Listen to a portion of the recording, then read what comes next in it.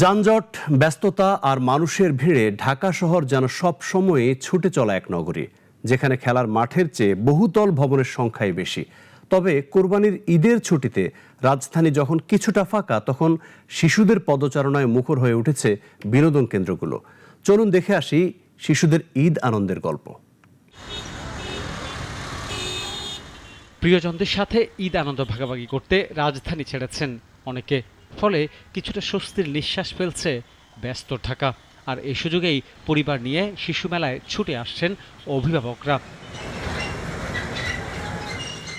শিশুদের হাসি, চিৎকার আর উচ্ছ্বাসে মুখর পুরো এলাকা। কেউ প্রথমবার উঠছে নাগরদোলায়, কেউ আবার এক রাইড শেষ করেই ছুটছে অন্য রাইডের লাইনে। এখানকার নতুন নতুন রাইডগুলো কি কি এসেছে, এগুলো সবগুলোতে উঠবো, এক্সপ্লোর করব।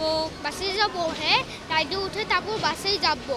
শুধু শিশুরাই নয়, ছোটবেলার স্মৃতি ফিরিয়ে আনতে মেতেছেন বড়রাও।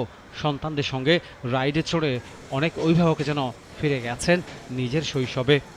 আমিও ছোটবেলা আমার মেয়েকে নিয়ে আসছিলাম, আমার বয়স তখন 3-3.5 হবে। তখন সে খুব দুরন্ত ছিল, এদিক সেদিক দৌড়াদৌড়ি করতো, পরে একবার হারাই গেছিল। জি অবশ্যই, কারণ আমিও কিন্তু ঈদের সময় আমার বাবার সাথে এখানে এসেছিলাম। আমি আরো ছোট ছিলাম, তো আমার এই মেমোরিজগুলোই বারবার শুধু মনে হচ্ছে। তো এই ফাঁকা রাস্তায় ঘুরতে আসলে খুব মজা লাগে, শহরটা নিজের লাগে, আর অবশ্যই পরিবারের সবার সাথে যে কোনো মুহূর্ত কাটানো তো আনন্দের। ঈদের নতুন পোশাক, হাতে প্রিয় খাবার আর চারদিকে উৎসবের আমেজ, সব মিলিয়ে শিশু মেলা হয়ে উঠেছে ছোটদের জন্য আনন্দের এক স্বর্গরাজ্য। আমি মহাখালী থেকে এসেছি। সর্বপ্রথমে আমি ট্রেনে চড়েছিলাম, অনেক 3D অ্যাডভেঞ্চারও দেখেছি। আর এরপর হচ্ছে আমি এখানে এসে দোলনায়ও চড়েছি, আবার এর আগে আমি অনেকবারও এসেছি।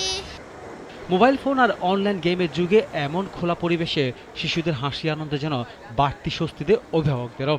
কয়েক ঘন্টার এই ঘোরাঘুরি তাদের ঈদের আনন্দকে করেছে আরও রঙিন। আমার অনেক ভালো লাগতেছে। আমি সেখানবাগিচা শিল্পকলা থেকে আসছি। আমি অনেক রাইডে চড়ছি, খাইছি, অনেক ভালোই লাগতেছে।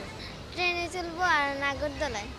রাজধানীর ঢাকায় খেলার মাঠের অভাবের কথা প্রায় শোনা যায়, তবে ঈদের ছুটিতে একটু ফাঁকা শহরে শিশুদের এই উচ্ছ্বাস যেন মনে করিয়ে দেয় বিনোদন আর খেলার সুযোগ পেলে শিশুরা নিজেরাই তৈরি করে নিতে পারে আনন্দের পৃথিবী।